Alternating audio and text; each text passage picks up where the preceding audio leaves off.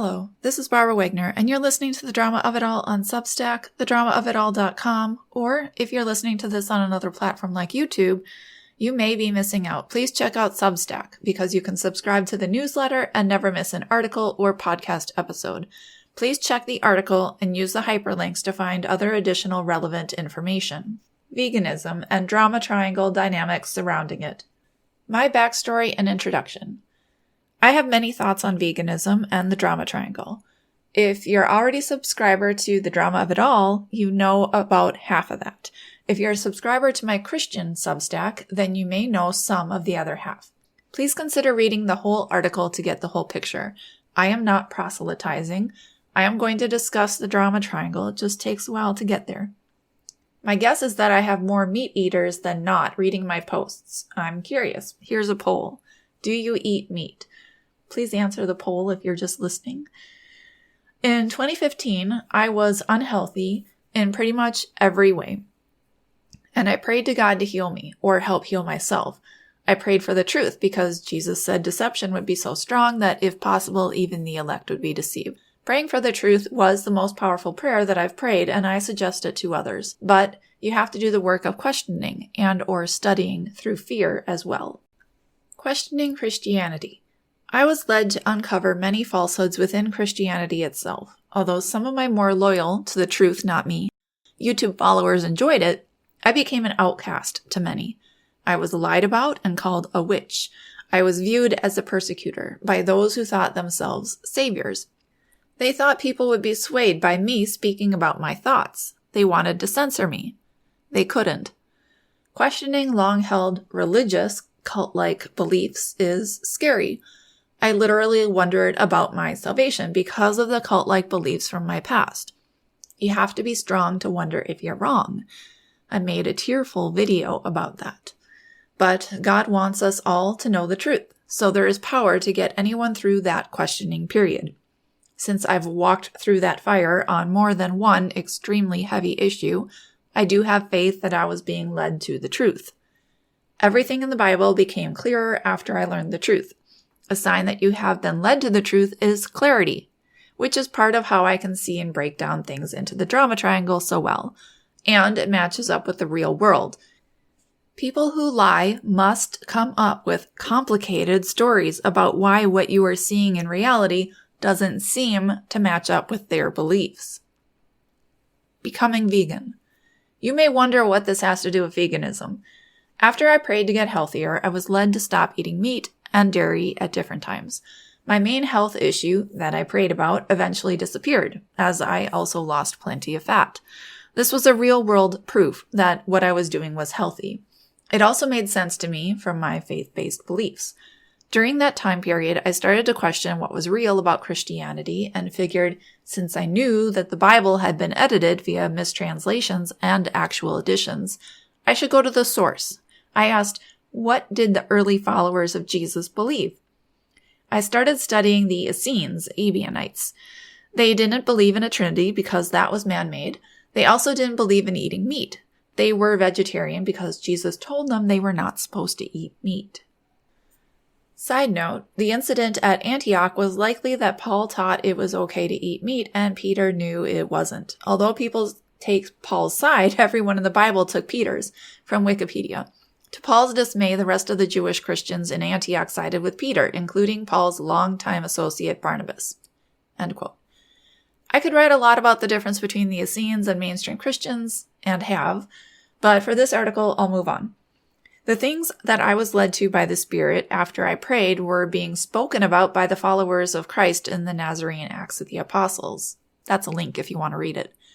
It felt like they were a confirmation that I was hearing correctly, as if my weight loss and health improvement weren't enough. Many Christians will view this idea as sacrilege. I've been attacked over it plenty of times, and I know the arguments. I've countered them. I trust the Spirit over random people online. Drama triangle dynamics of meat eaters. There are multiple drama triangle perspectives there. Christians may view me as a persecutor misleading people, apparently unable to think for themselves, into a quote-unquote doctrine of demons. That's a link to another article. They would equate me with a demon, persecutor, or say that I'm being deceived by demons as a victim and doing their bidding, misleading others. Side note, from a law of attraction perspective, is it any wonder after writing this post all day that someone decided to write the following note to me, that's a link, insinuating that by cleaning my life up, I was inviting demons into it. Quote, "You have my prayers," end quote, means Andy thinks of me as a quote-unquote victim who needs saving via luck and prayers by him, of course. I've already written about drama triangle dynamics in Christianity, so that's a link if you want to go study that out. The straw man. Others may also view me as a persecutor, telling them to stop eating meat. I have no desire to do that, but people like to make that up like a straw man argument. Because of my past experiences, I half expect a response in that vein from someone who was filled with anger and didn't actually read the whole article. People often disagree emotionally, get triggered into a fear state, and in that emotional state of rage, they don't want to discuss it with rational arguments, in quotes. So they immediately attack a straw man to feel like they've fought it and won. Yeah, they won an imaginary argument. Big win. And sarcasm. Another way to view this in the drama triangle comes from meat eaters seeing me as a quote-unquote victim of a poor diet, a persecutor. They want to quote-unquote save me and get me to eat meat. I remember meeting someone who found out my blood type and said because I'm O positive, I need to be eating meat. It didn't matter that my body was healing on a vegetarian/vegan diet. Their recently read book was to be trusted against my own experience. Vegans and the drama triangle. My point for bringing this up is that I was in groups on Facebook with Christian vegans and vegetarians and friends with many of them. I saw auxiliary posts on my Facebook feed from vegans. I had vegans watching my content, commenting on it, and had videos shared with me. I know how many of them think. The early followers of Jesus. The early vegetarian followers of Jesus believed that eating meat allowed demons in. They feared demons, persecutors, and thus feared eating meat. But they took personal responsibility not to eat it, and to be sure that whoever they ate with wasn't eating it either, hence the incident at Antioch. They didn't seek to stop people from eating meat, they didn't proselytize, they just didn't engage with them. When I first read this and saw the anger produced by people who didn't want it to be true, because they wanted to continue to eat meat, I thought that anger was excessive. It seems like there's an addictive quality to meat eating that causes people to have anger issues. I'm not writing this to say meat eaters are filled with demons. It may be that the early Christians saw the anger reminiscent of an addict as proof of demons. The Facebook vegans. As I mentioned, I saw plenty of Facebook posts by vegans. I heard the powerlessness that they felt. They see animals in concentration camps, factory farming facilities, as victims. They see those who buy meat as essentially hiring hitmen to kill the victims. So they're persecutors for bankrolling this practice. The government subsidizes, so they're persecutors as well. One woman said she found it difficult to sleep. She went to bed crying over what's being done to the animals. The raping of cows, boiling of pigs, and blending live baby chicks was too much for her to handle. Those are links if you want to watch. The woman felt like she should be able to stop it, like it was her responsibility to take the weight of the world on her shoulders to save these animals. But she couldn't. It wasn't her responsibility. It's the responsibility of the factory farm owners and those who purchase the meat, keeping them in business. I know we can only do what we can do, and we should not take other people's responsibility onto us. Hell is here on earth for these animals. I think that the desensitization that led people to be okay with these horrible practices is part of why we, in general, attracted being locked down during the COVID pandemic. People who become insensitive to the feelings of innocent others, like animals, being locked in a cage, don't care about other people's feelings in similar situations. If your response is, but many of the people who locked down were vegan Democrats, my response would be that they also are often insensitive to the feelings of innocent babies in the womb and pro-abortion. We have a problem with being insensitive to the feelings and rights of the innocents who cannot defend themselves. I don't often call others victims, but When you cannot fight back or take responsibility for the situation like those animals bred into captivity and babies in the womb can't, I think they qualify. I'm not writing this to save them or save you. Motivated reasoning keeps us from changing minds. It's impossible. That's not my job. You can click on that article to read more. Do you want to play drama games? Do you want to play meat eater versus vegans? I don't want to play this game. It wasn't until 2015 that I started eating healthier. Before then, I ate meat. I loved peanut butter and bacon sandwiches and all sorts of chicken, mostly from KFC. I remember as a teenager thinking I could never stop eating cheese because it was in almost everything I ate. No matter how much I enjoyed eating and the ability to eat out, it would never occur to me to make fun of vegans the way people do today. You can check out the footnote for the enjoyed eating. Here's a post, a meme saying Happy Worldwide Vegan Day, everybody, with a steak on it. That's taken from 18 memes that perfectly sum up how dumb veganism is. There is a hatred of vegans that causes people to mock and antagonize them. I don't understand it. Well, I guess people just want the drama. They want the fight. That has to be part of it. They're getting some sort of emotional boost by dunking on vegans. It may be because they felt attacked first, felt like a victim. Many people I follow and like to read are very pro-meat eating. I ignore the notes. Last week there was an article about how a vegan diet was linked to bowel cancer in a study. I quoted it in a note and I added the following video from Mike the Vegan. You can watch that if you want. There's a study, which I linked to, suggesting that a, quote, plant-based diet, especially when rich in healthful plant foods, is associated with better survival among patients with metastatic CRC, colorectal cancer, end quote. In the beginning of Christopher Cook's article, he writes, quote, the assault on fat and meat has gone on for years, thanks in large measure to collusion between big agribusiness, especially big sugar, big corn, dishonest scientists and doctors, and politicians. A couple of fraudulent studies came out in the late 20th century saying that animal fat is bad for your health, end quote. I like Chris's work. I share it enough that I got a free paid sub for a month, but I see this logical fallacy and I've seen enough stupid, in my humble opinion, fighting against vegans for no good reason that it prompted me to write about it. I agree that there are fraudulent studies. I think many scientists, even when they're not trying, tend to influence their studies to fit their own preconceived notions. I believe I shared this article in the past, but it fits perfectly well here. Quote, experiments are supposed to be replicable. The authors should have done it themselves before publication, and all you have to do is read the methods section in the paper and follow the instructions. Sadly, nothing, it seems, could be further from the truth. After meticulous research involving painstaking attention to detail over several years, the project was launched in 2011. The team was able to confirm only 2 of the original study's findings. 2 more proved inconclusive, and in the 5th, the team completely failed to replicate the result. Quote within a quote here, it's worrying because replication is supposed to be a hallmark of scientific integrity, end quote, says Dr. Arrington. Concern over the reliability of the results published in scientific literature has been growing for some time. According to a survey published in the journal Nature last summer, more than 70% of researchers have tried and failed to reproduce another scientist's experiments. That's from the article Most Scientists Can't Replicate Studies by Their Peers. What good is a study? Chris wrote that he believes some scientists have put out fraudulent studies and then posted about another study because it fits his narrative. Veganism is bad.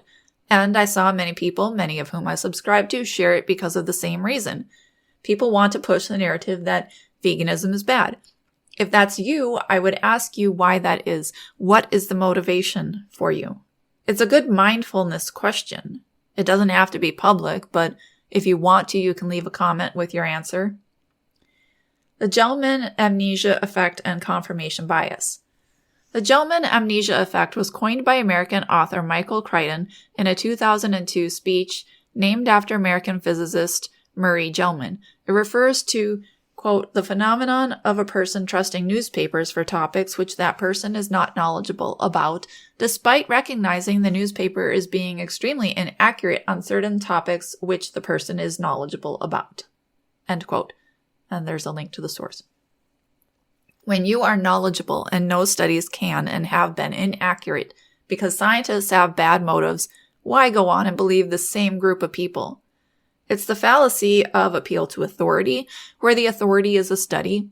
But we should already be suspicious of studies. We have competing studies. Mike the Vegan has tons of studies proving veganism is healthier than meat eating. Am I saying his studies are better? No, I don't want to talk about studies. I don't want to be in a battle of who has the better study, appeal to authority. I'm just asking, why do we all of a sudden believe studies now that they agree with us? It's confirmation bias, and it often comes from a desire to dunk on vegans, who are often considered, quote, persecutors, end quote. Don't conflate vegans and climate change activists. I don't know any vegans that use studies to dunk on meat eaters. Maybe the mainstream media that promotes climate change has used studies to try to get people to change their behavior. The climate change propaganda narrative is different than veganism. There is some crossover. This Venn diagram is not based on stats or to scale. I don't know how many vegan climate activists there are, but I see people conflating vegans and climate activists a lot. When you conflate vegans with climate activists, you may alienate them. If you want more support, you shouldn't alienate people who agree with you. I don't want to eat the bugs. I don't want to be carbon taxed to quote-unquote save the planet, as if it's some victim that we can save. I made a video on my YouTube channel in 2016 about not trying to get people to go vegan because of the climate. That was 8 years ago. I've written, quote, climate change is a Gnostic faith belief that there is no good God watching over the climate of the world. It's a faith in scientism, not science, because they reject scientists who reject climate change theory. Proposed climate taxes are similar to a tithe to the religion. Since some people reject this theory, it's not a fact we all agree on, but a belief system, end quote. And I've written, quote, the person with a savior mentality takes on responsibility from thousands to millions or billions of people onto themselves. It depends on what particular political cause strikes them as most important. But the climate activists think they're trying to save every single person on Earth and all of their future lineage. That is a lot of misplaced responsibility, end quote. I'm going to continue to write about the drama triangle dynamics from a perspective outside of it. I was just a bit tired of seeing people use faulty logic to feel better by dunking on vegans with a new study. Why do you care what people eat?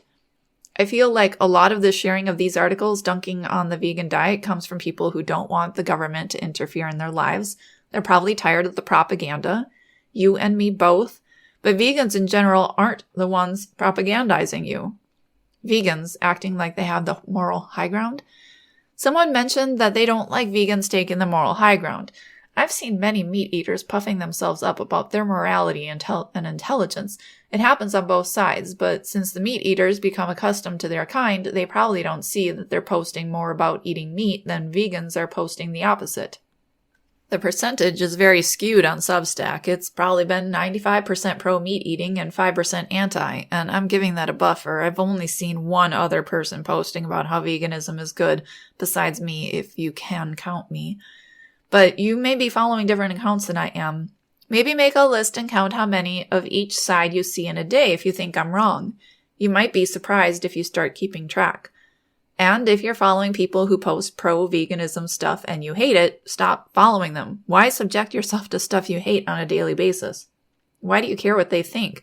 Some of you may feel like vegans think they're better than you, and this is, quote-unquote, putting them in their place. Why do you care what people who you think are stupid think about you? See, I had issues caring about what other people thought about me, and I had to ask myself, why do you care what these very mean people think about you?